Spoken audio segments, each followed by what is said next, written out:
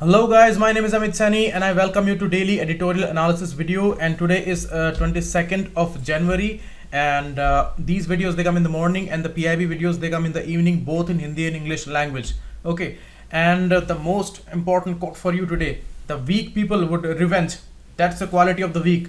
Weak always gives importance to himself, always, and that's why he always in a tendency to satisfy his fears, his needs and his desires.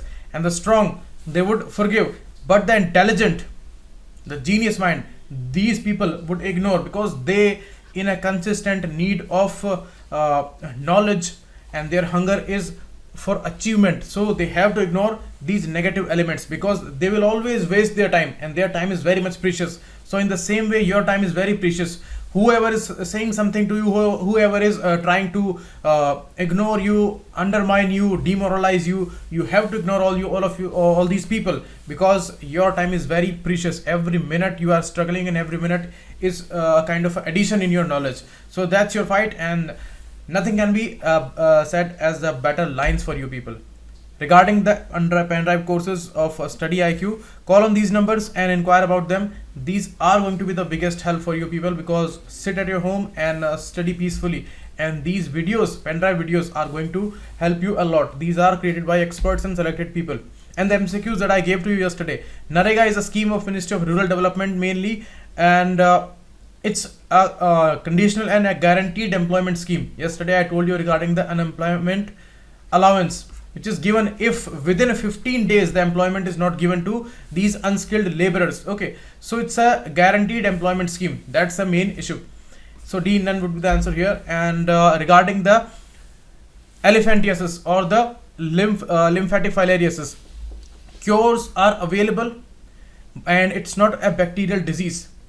This disease is caused by a roundworm, which is spread by mosquitoes or any other blood-sucking creature.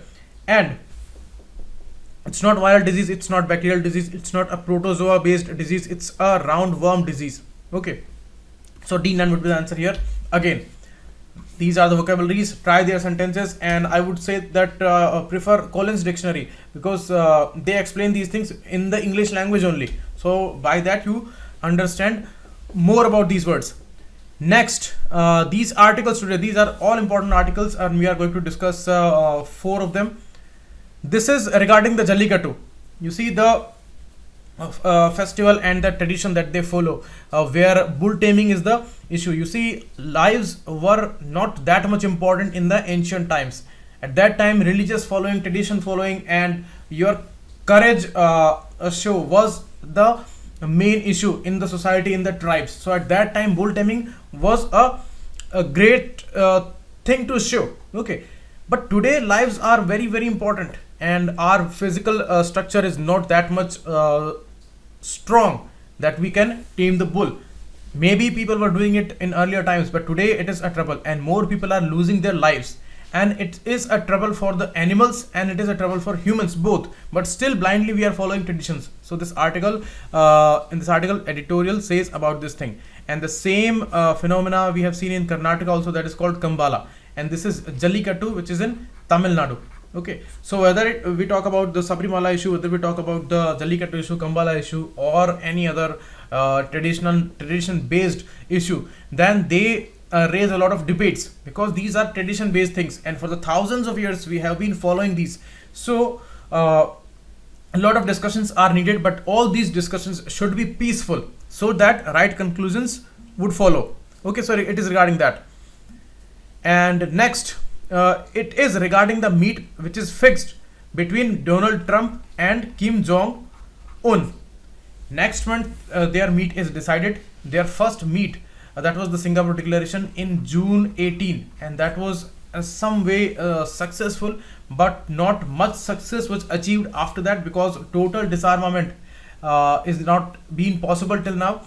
And America is pushing for the total disarmament of the Korean Peninsula, so that the world would not have a fear from North Korea. But North Korea says that we need a security guarantee, because we are a small nation and nobody knows about the future, and everyone knows about America also. So what happens next, or what happens in the future, that's a mystery. So that's why it's a kind of a security guarantee for North Korea to have these nuclear stocks. So that's why they are not in a favor of total disarmament. So regarding that, this issue would be important, and these meetings are fixed. You see, a lot of articles will keep coming in the future because it's not a small thing, and a lot of international scenario based and security structure based articles will keep coming in the future. So we will discuss these things in detail at that time. So it's important for GS paper 2, and this is important for GS paper 1 and 2 and 4, and one major topic for essay can also be there if we collect all these points regarding the tradition based issues. So a big issue becomes a topic here. Okay, tradition based following in the present times. So it is important for the essay section also. This we will discuss. It is regarding the reservation issue, and it is regarding the issue which became intense between China and Canada and USA also, where the chairman of Huawei company was arrested on airport in Canada country, and after that China reciprocated with the some harsh steps. So it is important here regarding the international trade scenario and the rules which are being broken. So we will talk about that. It's important in GS paper 2, and this issue of reservation is important for GS paper 1 and 2 and 4 also. Okay, one more article we would be discussing regarding the EVM issue. Okay, now the ambiguity of reservations for the poor. You see why this ambiguity, why it is called ambiguity. The reason is that most of the scholars and the legal experts, they are saying that it is obviously an unconstitutional measure and it would not stand in the court. It would fail there because it is crossing the limit of 50% reservation bar, and it was decided in the Indira Sani case in 1992. So at that time situations were specific, and today when this amendment act is passed, so now the article says that it is not a huge challenge for this amendment act. The challenge is for the implementation of it from the government's side. You see some points he is putting here, that Article 15 stands amended here and enabling the state to take special measures. First time the special measure aspect is taken here. It is allowed in the constitution that state can take special measures, or it can act in some extraordinary situations where if it feels that any group is not represented or any group needs some support, then in special measures it can act. So according to that, they are giving this reservation on purely economic criteria basis. Okay, and this move based on this special measures, it's not only limited to the reservation issue. Other steps can also be taken, but this time the reservation step is taken, and most of the people are saying that it is at this point of time when elections are due, this is more a political move, because the conditions which are put with it, the 8 lakh salary per year limit and a 5-acre land limit, it will cover a big number of population. So the meaning for the reservation would become nullified. Now see, there is explicit sub-article on admissions to educational institutions within maximum 10% reservation. That's under Article 15, okay, which talks about equality, and the 16 which talks about the jobs and reservation. Here the 10% reservation, it is given in public employment, but it's economic criteria, not the special measure. The special measure is taken in this Article 15. Okay, and now you see here the definition of economically weaker section, it is left with the state. They will decide about it.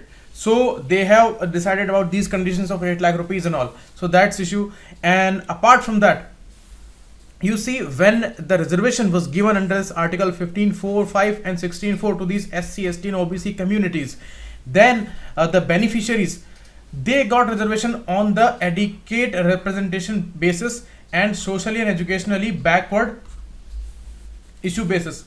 So these two were the grounds that they were given reservation. The economic indicator was not there. Economic basis was not there. At that time it was demanded and it was discussed that on the basis of economic conditions they should be given reservation, but that was not allowed at that time. The only allowance was given on the grounds of adequate representation and the equality measure and the social inequality backwardness. Now see, now they are saying that these sections would also demand reservation on the basis of economic criteria, because conditions are worse with these categories, and most of the population in these categories, they belong to this poor category. They will say that we should be given this reservation on the economic basis. Why only from the general category? Although we are having a reservation under different grounds, but we should also be given a reservation on this ground, and this is more applicable to us because the condition is the economic condition, and that is much more important today than these social criteria and all. That's important.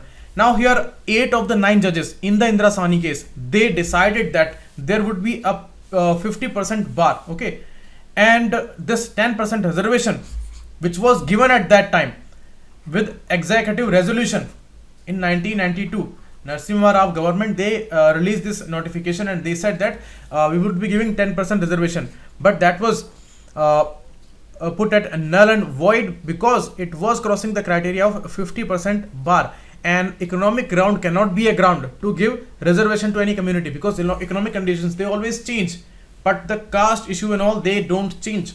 That's the trouble. But the castes which were given a reservation as SC, STs and OBCs, their ground was socially and educationally backwardness, and to bring them to the mainstream and the equality. That was the reason given at that time. So we cannot allow economic ground here. That was the case in 1992. Now see, at that time constitution was primarily concerned with addressing social backwardness, and now basic structure doctrine in this Indira Sahni case involved testing an executive order against this constitutional provision. So at that time they were dealing with this the executive resolution, executive order, but this time they are dealing with the Constitutional Amendment Act, and that's a huge thing because it has a support, it has a backing from the parliament, and now they need to see the basic structure doctrine, whether it is violating the basic structure doctrine or not, because at that time it was only the case of 50% bar, but now it becomes the case of equality, whether measures based purely on economic criteria violate the basic structure of the constitution. This question remains, and it's a huge question. Okay, now see, the writer is saying that whether this reservation which is given on the basis of economic criteria to the EWS category, will it alleviate the poverty? Will it lower down this poverty levels? No, certainly no. So that's not really the nature of basic structure inquiry. You see, this question is not pertaining to the basic structure inquiry. Basic structure is more or less related to the equality issue. Okay, but here this is the issue of economic grounds. So basic structure does not deal with the economic grounds, and the issue of substantive equality, that's the main spirit of the basic structure. Okay, and you see, it's not a vague thing to decide about something that it is related to the equality or not, according to the constitutional provisions and the later interpretations by Supreme Court. Okay, now see, economic criteria forms the basis for differential treatment by the state in many ways. Today if we see at the condition, today if we see the reality, then certainly economic criteria, they put a lot of disadvantage on these people, and even state also that does some kind of discrimination on the economic grounds. You see, we have BPL categories, we have the creamy layer, and all these are economic grounds. Okay, and poverty inflicts serious disadvantages that no one denies. Now the prerogative of the state to use special measures as one of the means to address it, because it is coming under the responsibility of the government that they should take steps. But the issue of economic criteria is debatable, but here it is logical that they need to take steps. So they are taking steps because these are somehow unprivileged people, but the basis is economic. That's the issue here. But you see, in today's condition, economic criteria, they matter a lot. They did not matter a lot at that time. They mattered, but that time social backwardness was a bigger issue. But here today is the bigger issue, which is economic criteria. And you see, that's why it is unlikely to fall foul for the basic structure doctrine. So this amendment would not be a problem, but the implementation of this particular scheme can be a big problem. You see, at that time the representation was the issue, and the reservation was given to these OBC, ST, SCs on adequate representation issue, that they are not adequately represented. That was the problem. So this was not given on the proportional criteria, because population of the OBCs is between 50 to 60% of the population, and they are having 27% of the reservation in the center. So it is not according to their population, it is according to the adequate representation, and which is still a big problem, a huge issue, because on the higher post, on the higher status, the people from OBC and SC/ST communities, they are not much. Okay, this problem persists till now. Now see, this special measure criteria, it makes it easier for the state to provide reservation in public employment for EWS, because they are working under this special measure issue and the economic criteria. It's an easy thing to do, but at that time it was not an easy thing to give reservation to these backward classes on the special measures or on the economic grounds. Their ground was different, but today it makes it easier for them. So that's why maybe these communities will protest a lot, because they are given a reservation on the equality issue, but here you are giving a reservation on the economic grounds. So they will also claim these economic grounds. They will say that we are not benefited by this particular type of reservation that we are availing of, and we want reservation on the economic grounds. They may say this, but they are excluded because only the general category economic backward people, they are allowed in this. So the legal language is complex. Now, potentially a normative minefield for the Supreme Court. It is going to be a huge issue to discuss for Supreme Court in the near future. Now you see, it is now far more difficult for the state to provide reservation to these groups compared to EWS. You see, the way they gave reservation to EWS category, that was very easy, and it was never easy to give reservation to these groups based on these grounds. Okay, so now the question of advocacy is relevant only in the context of representation claims. Okay, and those of backward classes under 16(4). Today the representation issue and the advocacy aspect is not counted under the EWS category reservation issue. Okay, remember this. Next, the questions and the challenges. Many of the responses to the amendment breaching the 50% ceiling on the reservation has been cited as its greatest weakness. You see, based on this particular bar of 50%, all people are saying that it is obviously going to be nullified by the Supreme Court, because it is hitting the equality aspect of basic structure. But here in this article, writer is trying to prove that it is not like that, and it is not going to be a problem for the basic feature of the constitution, because if we talk about this 50% ceiling, it itself is confusing, because if you go by the proportion, then also the population is crossing 50% criteria. If you go by the advocacy criteria, then also the population of these already reserved groups, that crosses 50% limit. And if you go by the economic criteria, then also the 50% limit is crossed, because most of the people, more than 50% people, they would come under this economic criteria. So this 50% ceiling is not clear, it is debatable, and that's why you cannot claim that it is hitting the issue of equality and the basic structure, which is decided as 50%. Okay, so that is the reason. Now see, these, and you see there is a clause that you can work in the extraordinary situations. It is given to the state, so that is also applied here. Now see, reservations are not an exception. These are facets of equality. When these were given after independence, then these were the facets of equality, not of the exception, because these groups were not isolated.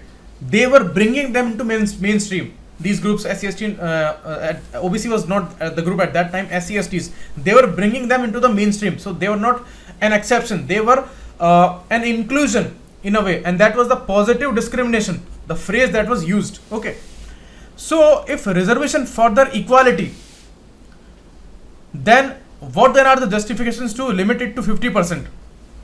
When the identified beneficiaries constitute significantly more than 50%. We all know if we combine the population of SC plus ST plus OBCs, it is way more than 50%. It would go around 80% plus. So it is going to be a issue. Now, the constitutional imagination not of proportional representation. And this claim proves that it is not according to the population or the proportion of the numbers. It is according to the adequate representation. So in many ways, the writer is trying to conclude this thing, that this thing is not violating of the equality structure of the basic feature. Okay, but the implementation would be a issue because political temptation is there. It is a move which is coming into this election scenario where they want to woo the votes, but their criteria of 8 lakh rupees and 5 acre of land, it is gonna cover most of the people from this category. So what would be the use of this reservation then?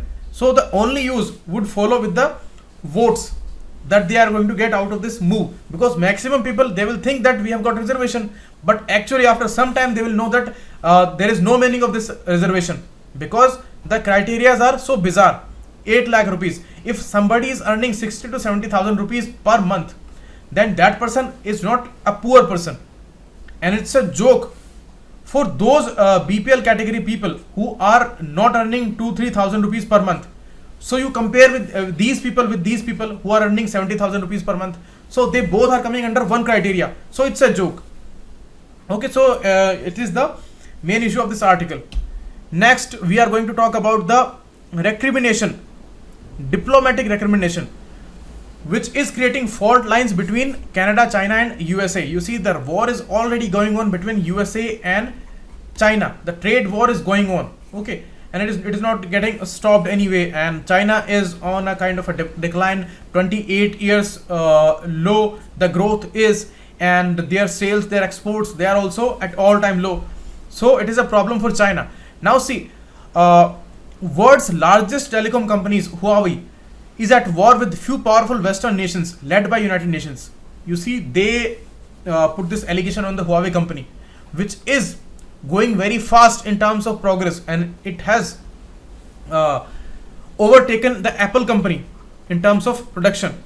And that's why maybe these companies are feeling a lot of insecurity, and it's a push from their side, and already the war is going on, and US also wanted some issue to raise against China. So it's a combined impact. USA wants to save its tech giants, and USA wants to put limitations on China. Anyhow, they said that Chinese company, Huawei company, is violating the Iran sanctions. They are dealing with Iran, and where we have put all these economic sanctions.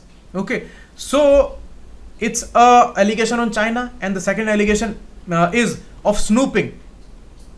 They are saying that they are adding a microchip in their mobile phones and the phones which are being used by US population, and this how they are doing a kind of a great snooping on the country of US. So we will not allow that. And out of US pressure, Canada had to detain the chairman of Huawei company, and on the airport it happened. So it was a very much insulting thing for China. So China reciprocated, and China put one person behind bars. That was a Canadian person, and the charge was of drug trafficking, and they have declared a capital punishment. They will hang that person. Okay, so it's a drastic measure by China also. So this war is going to escalate a lot, and you see the charges of snooping. Already the snooping charges are there on Russia, and now they are on China. So USA is warring with Russia and China both on the charges of snooping, and it's a huge charge to make on this company, and they are not even giving any kind of solid evidence regarding this snooping charges. They are saying that Huawei company is very smart and we cannot give evidence so soon, but they are certainly doing some snooping on us. So that's why this thing would be not allowed. And she was the chairman, and she is the daughter of Ren Zhengfei, the founder of Huawei company, and who is very close to Chinese establishment. Okay, so it's a political issue also. You see the war which is going on, it's a kind of a cold war between China and US, and both these governments are suspicious of each other's moves. And when this Ren Zhengfei is close to Chinese establishment, then certainly the US is believing these charges that they are doing some kind of snooping on us. Okay, so she's also having close relations with the Chinese establishment and the People's Republican Army. Okay, so it's a problem for them. Now, when they have declared a capital punishment for a person and who is a Canadian citizen, okay, and Canada does not have a death sentence, so Canada cannot reciprocate. Okay, so it is going to be a huge war now, and additionally, two other people are detained by China, and one is former diplomat. So that's again a big problem. Now, Mr. Justin Trudeau is in great dilemma. He is stuck between China and USA, two big countries. Now, see what's going to happen. Huawei has overtaken Apple to become the second largest maker of smartphones, as I told you.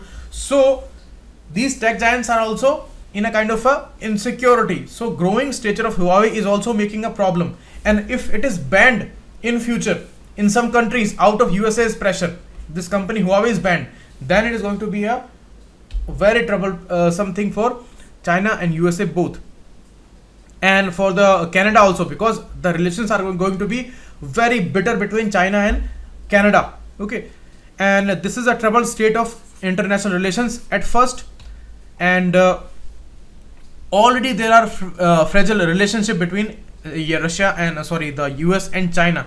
So when US is using the long arm jurisdiction, means when it is applying the laws and all on foreign countries to save its interest. So it's a long arm jurisdiction, and that's problematic for China. And the political color which is given to this issue, because the proximity with the Chinese establishment of the Huawei company, that is giving the political color to this issue, and that's why this company is stuck. Okay, so that's a problem for China, and it's a collateral damage for Canada also. Okay, second important issue is, as I told you, China and Russia both are suspect in the eyes of the West for spying. So spying is the second important issue here. And when US is not even giving irrefutable evidences, and they are just alleging China, so that's a huge problem. And third issue of cybersecurity, when a lot of systems, a lot of websites are hacked by the Chinese nationals and all, Chinese hackers and all. So these all claims, they support this US's allegation against the company and the country China. So the established norm which is there, that security can never be 100% for in the context of cybersecurity. So these claims are supporting the allegations against China and the Huawei company.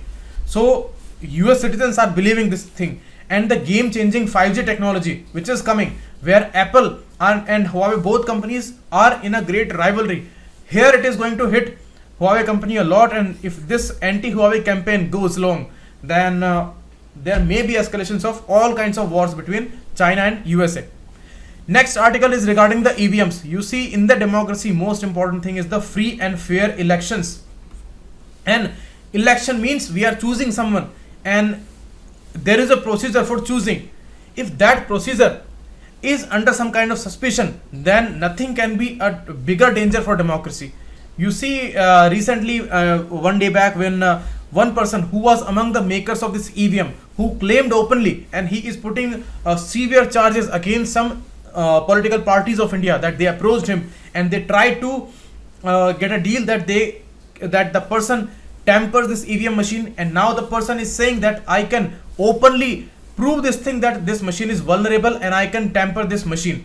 Okay, so that's a huge thing. And you see the bizarre thing that followed after that, when Election Commission of India said that we will take legal action against that person, because we have proved it several times, and now they are trying to tarnish the image. But you see, there is a bigger fact here. What is the fact? That all the testings which are already done, they are in the capacity of Election Commission, and within their office only these testings happened. Okay, now when one of the maker of this machine is openly saying this, then the argument is that we should give him this chance to prove this thing, because if any kind of suspicion is there, and if that person becomes his claim they become true, then nothing can be a bigger danger, and all these institutions and their reputation would be in a great danger, and the trust would be eroded totally.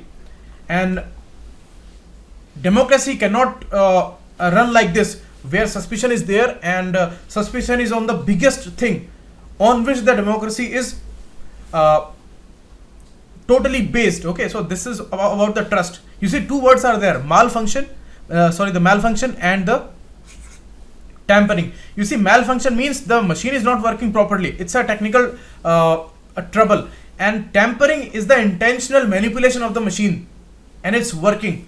You see, it is the issue of tampering, not the malfunctioning.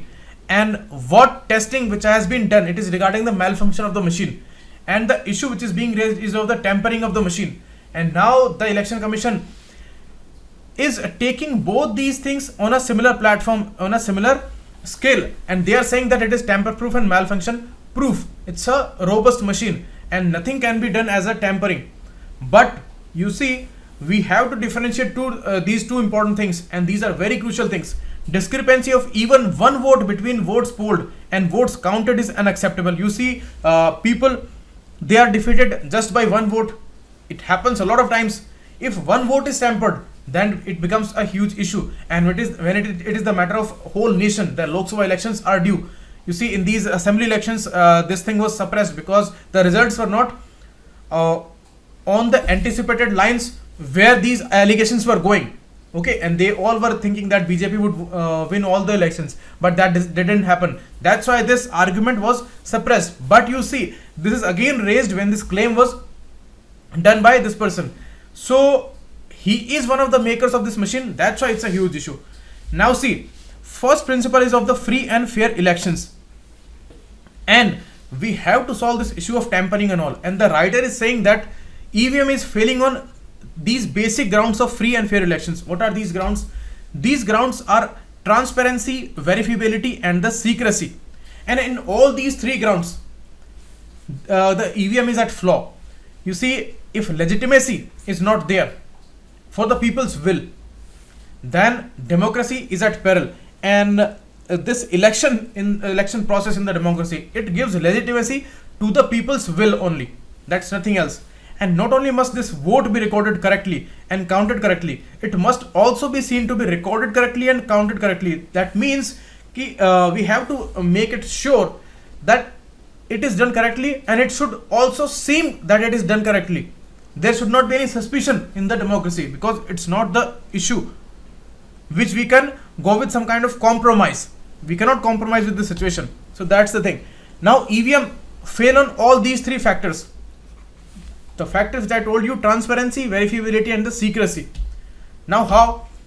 You see, with the EVM machines, some technical things are there, and you have to listen to these points because these are very specific. You see, when the paper ballot was used, okay, at that time what was happening? Some booth capturing and all these things were happening, and that was very expensive an idea, and that was taking a lot of time. So time issue and the economic issues, they were there with the paper ballot. So when these machines came, they were giving fast results, and time was a big factor, and they were also cheap.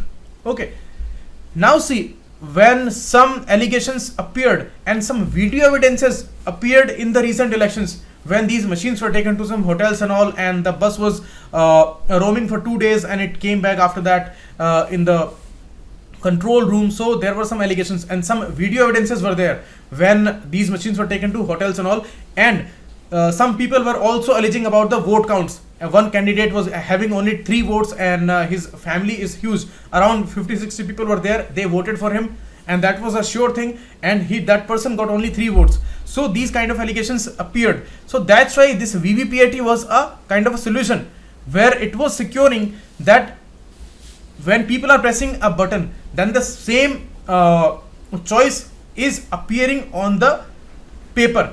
That should be an evidence. So this VVPAT was giving a solution, but the problem is that this VVPAT is solving one half of the problem. What is that problem? It is solving the issue that there is a similarity between the button pressing and the vote impression which is there on the paper. That's correct. But what about the counting of these votes? That's a troublesome thing, and VVPAT cannot give a guarantee about this counting, because it is the further process, and nobody can evaluate this thing. and nobody is talking about this counting issue. That's the argument of the writer, and he's saying that VVPAT can be an effective deterrent to fraud only on the condition that the detection of even one faulty EVM in a constituency must entail a VVPAT hand counting of all the EVMs in the constituency. You see, the writer is raising a great point here, that VVPAT is a solution, but it can only be an effective solution when, suppose if we find a machine not working, and if there is a problem that one person is pressing one party's button and vote is going to some other party, and in the VVPAT paper it is showing a different party. If these kind of cases are found, and as these are commonly found in a lot of areas, if one case is found like this, then in that constituency all the EVMs and their votes, they should be hand counted.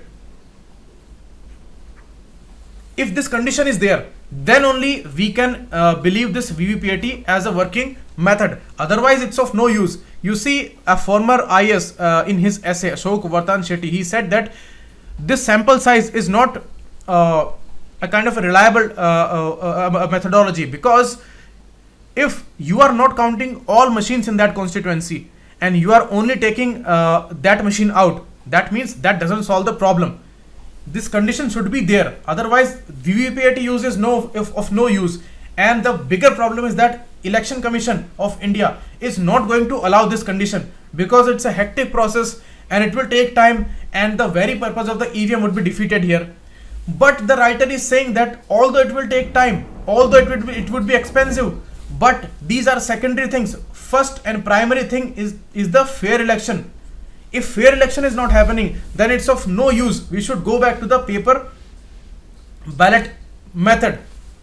Okay, and why paper ballot? You see, it was a problem earlier that booth capturing was happening, but it was happening on a small scale, and today people are having mobile phones in their hands, okay, and they can record these things easily, they can make it live at the same time. So these booth capturing issues are not a big issue today.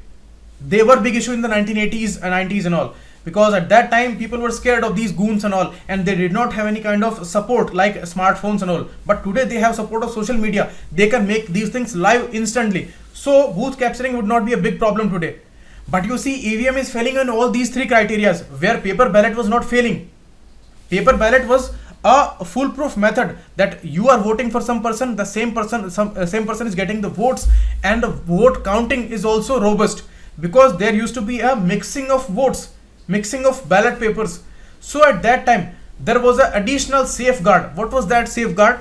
That after mixing of these ballots, nobody could know that in this particular constituency how many people or what percentage of the people they have supported a certain party. But in this EVM counting, the method which we are following today they can tell that 60% or 70% people they have favored this party, and 30% people they have favored this party.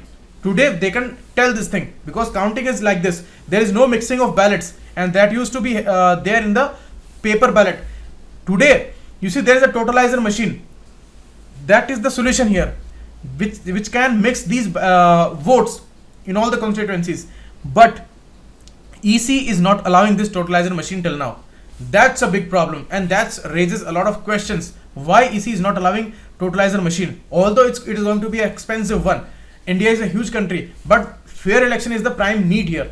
Okay, so EC is unlikely to allow this totalizer machine, and EC is unlikely to adopt a policy where hand counting of these VVPAT ballot papers that I explained to you is going to be possible. So in both these ways, EVMs are failing, and suspicion remains that there is going to be a fair election or not, because counting is suspicious, and counting can be flawed. Easily it can be flawed if there are corrupt officials. If the procedure which is followed is corrupt, then easily tampering can be done. That's the thing. So that's why VVPAT is meaningless today without that condition, and we have to solve these issues, and we should go back to the paper ballot method in this Lok Sabha election if these conditions are not met by Election Commission of India. So that's the issue. Okay, and I have explained everything in this article. the same thing is repeating here, and EVM tampering. Today with this particular standard, EVM tampering is impossible to detect. When these people are getting a rebuff from Election Commission that we will take legal action against you, and that person is sitting in London, okay, and they are threatening that person, that means for the common people it is totally impossible to detect the EVM tampering here. And where Election Commission is saying that we have already tested all these machines and all, always we are doing that, and if any kind of malfunction appears, then we are putting these machines out. So it's not giving 100% guarantee of the fair election. That's why it's a problem. Although this has become a lot of a political issue where people have a kind of a prejudice against these arguments, and they will say that it's a agenda by opposition and all. That can be true. Easily that can be true, and obviously these opposition leaders and all, they will raise these kind of issues, but these arguments are not false. These arguments are true arguments when they are saying that these hand counting of VPAT machines and all, that's not allowed, and totalizer machines are not allowed, so mixing of votes are not happening. So that's a trouble. Next, regarding the news today, Center proposes to hike pension for the poor. The centrally sponsored scheme which is there as National Security Assistance Program, which is giving assistance to the aged people, the widows and all vulnerable sections from BPL category. So they are having pensions, and 500 rupees right now are given to 80 plus year people, and the people who are below 80 years age, they are given 200 rupees. Okay, so they are raising this amount. The people who used to get 200, they will get 800 rupees now, and the people who are getting 500, they will get 1200 rupees now. So they are revising this criteria since 2007 now. Okay, and this is going to be a benefit for these poor sections. But you see, these are political moves, and in the time when they are coming, they raise a lot of questions. But this scheme is important, and it's a centrally sponsored scheme, so there is a share by center and the states.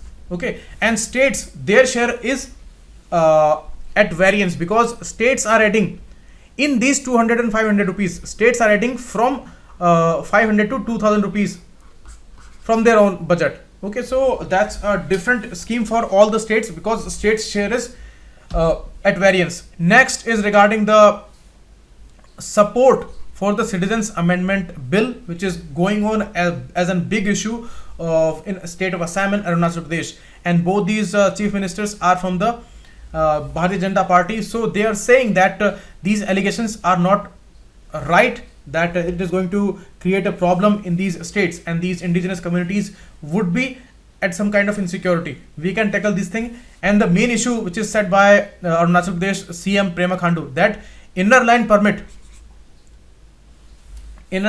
is there to tackle this issue. So we have the support. So we should know about this inner line permit issue. You see, in Manipur, when 3 years back this issue erupted, and it was a big political issue, and People's Protection Bill is now passed in July 18. So now inner line permit is allowed in Manipur state, and it was already there in the states of Arunachal Pradesh, Mizoram and Nagaland. Okay, inner line permit was started by Britishers in 1873 to stop the outsiders. Who are outsiders? Who don't belong to these states. If these outsiders are going to visit these states, then they need to take this inner line permit. Okay, and it is a temporary permit. So that's regarding this. And next news is regarding Manipur state only, where Latakia Lake is very famous, and it is always asked in the environment sections of the UPSC prelims paper. And you see, there is a vegetation called Fumdi. That's a heterogeneous vegetation, and it's a floating vegetation on this Latakia Lake. And Sangai deer is the deer that is endangered as a species, and it is also called brow antelliers deer or the Eld's deer. Okay, and the main famous name is Sangai deer. Okay, so it is roaming on this Fumdi vegetation. It's very crucial to it, and it is a specific area where this population is found. So that's why it's an endangered population now. And these people, they are also protesting against a bird sanctuary which is proposed in this Latakia Lake. They are saying that our lives, they are dependent on the fishing and all these exploitation of this lake only. So we cannot allow this bird sanctuary and all these regulations in this area. So that's the issue. So very famous, remember all these words: Fumdi and Bro Antler deer, else deer, Sangai deer. All these names are specific. Next, Bihar outgrew other states in financial year 18's states GDP growth rates. They recorded 11.3% growth rate, that was highest. Andhra Pradesh recorded 11.2% growth rate, and Gujarat was the third one. And the worst performers were Jharkhand, Kerala and Punjab. Okay, they are at the bottom. And out of 17 general category states, general category who are not given the special category states, okay, so out of these 17 states, 12 performed above the national average, and 5 performed less than the national average. And you see this growth is not equitable, because there is a huge gap between the higher earning states like Gujarat, Andhra Pradesh, and the low earning states like other backward states. Okay, so that's a problem.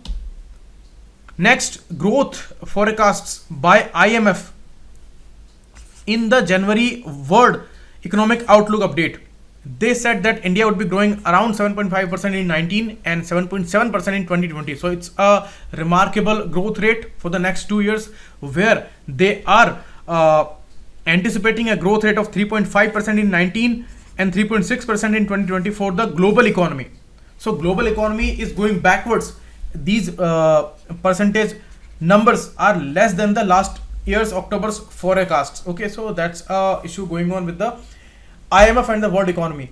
And again, regarding the China also, China's economy is 28 years low now, and because of the US tariffs which are going on, and the declining domestic demand.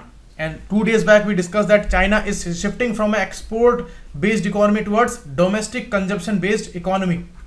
So the trend is shifting, and this domestic consumption is again coming down. So that's why out of these two impacts, Chinese economy is at 28 years low. And yesterday we saw that all time their four-wheelers sale is low, and the economy's growth rate is also low, where India is having progress here in the next 2 years time.